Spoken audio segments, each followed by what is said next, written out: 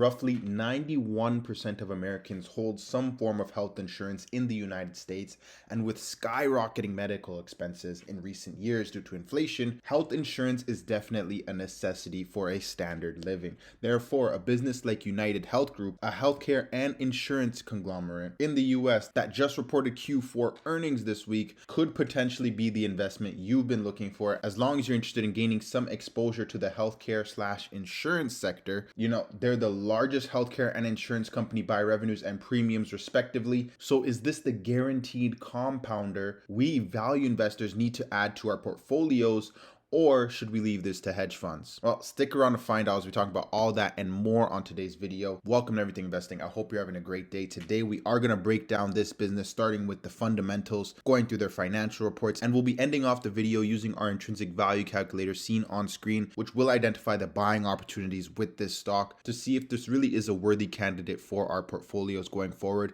And if you do enjoy this type of video, make sure to subscribe and leave a like because it really helps out the channel, and we post on here regularly analyzing the businesses that you are most interested in. So always make sure to leave your comments down below on the businesses you want to see next. But without further ado, let's jump into the analysis. All right, so we're looking at UnitedHealth Group's Q4 fiscal year 2022 earnings. Let's do a quick synopsis of what we saw. Revenues came in for this quarter at $82 billion with a net margin of about 5.8%, which led to about $7 billion, let's call it, in earnings from operating the business. Okay, when we look at this from a year-over-year perspective, margins ticked higher and so did their earnings from operations as well as the revenues. So from a year-over-year perspective, definitely a good quarter. When we look at this from a quarter-over-quarter perspective, we did slightly come in just a little shy of last quarter's results. But when we look at this from a holistic perspective from this year versus last year, again, revenues definitely ticked higher, earnings also ticked higher, and then margins also slightly ticked higher. But still, that's what you want to see from a business that you're potentially looking to invest in. And then if we look at this chart here from Main Street Financial Data, which is the first link in the description, make sure to check that out because they produce charts like this,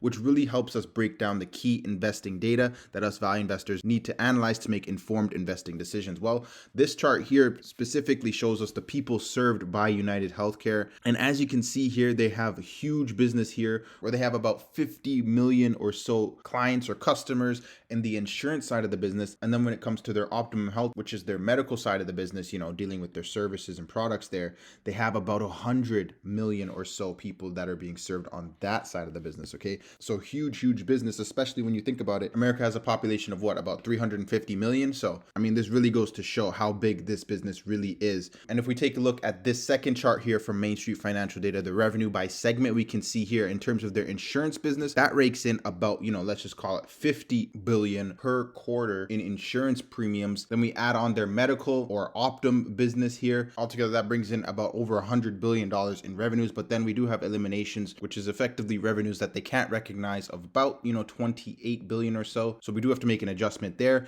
But if we look at this from a statement of operations perspective, again, $82 billion in revenues for this quarter, 324 billion for the full year of 2022. Huge business. That's over $250 billion in terms of revenues. Massive business. Now, the issue here is they do have, like we mentioned earlier, a lot of costs, at least in the medical side of the business, because of inflation. That's really ticked things up here. That really claws back a lot of those revenues that we produced. And then when we add in our operating expenses, costs of products sold, etc., $295 billion in costs, leaves them only with about $28 billion or so in earnings from operations for the full year. Still a massive improvement over last year. And this is, again, what you want to see from a business, like I mentioned earlier, as long as we are growing year over year. And again, this is an insurance business as well. I mean, you have to think about it. When was the last time that you changed your insurance provider? It's probably been a while. And that means that this business and these numbers, at least from their insurance premiums, should continue to grow. And we can really see here how this business has been affected by inflation here with their medical costs, rapidly increasing since 2020. So especially if we transition into a deflationary environment to a degree, we should be able to rake in some of these costs here and recognize a little more of those revenues and turn them into profits going forward. But we'll see how that turns out in the future. Let's look at this from a balance sheet overview. We have tons of assets on this business with a decent amount of liabilities, but nothing to ward off investors at this point. Huge business with equity growing as well. And so once we get down here to our statement of cash flows, we have cash flows from operating this business for this year of $26 billion.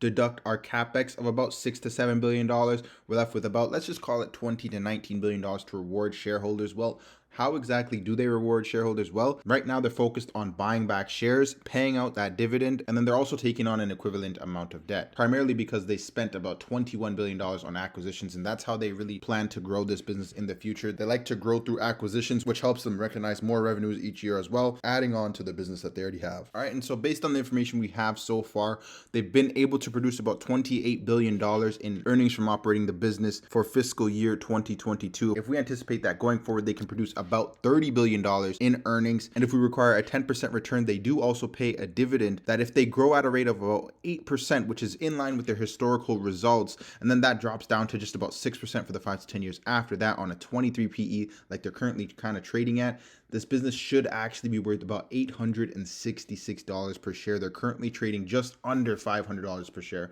So in a normal growth rate environment, we should actually expect this business to take off from these levels. Now, if we look at this from the best case scenario here, if we expect 13% growth rates for the next 5 years, that drops off to 8% for the 5 years after that. On a 25 PE, this stock should be well over $1,000 per share, especially if they can rake in some of those costs. If we see a deflationary environment sometime in the future, they do hold about 30% of the market share as well. So for a business that likely won't be going anywhere anytime soon, this may be a nice compounder to add to our portfolios, but we always have to analyze this from the worst case scenario as well. If they can only grow at 3% going forward for the next 5 years, and then they never grow again afterwards, on a 15 PE, the stock should still be worth $460 per share.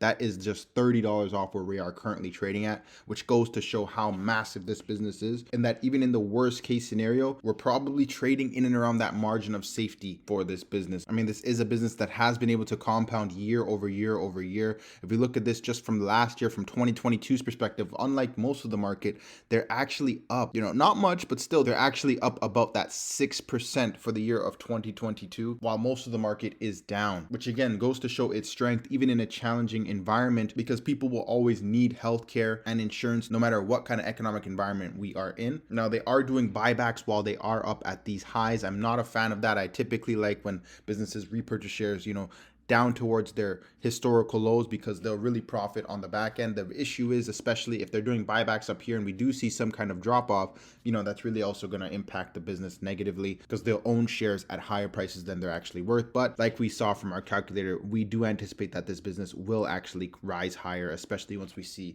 a rebound in the market as a whole. And they are paying a decent dividend as well, if you take into consideration the stock price. But with all that being said, that's the analysis for today's video. If you've enjoyed it to this point, smash that like button, subscribe. Make sure to comment your thoughts in the comment section below. Check out the video sponsor, Main Street Financial Data. And with that, I'll catch you on the next one.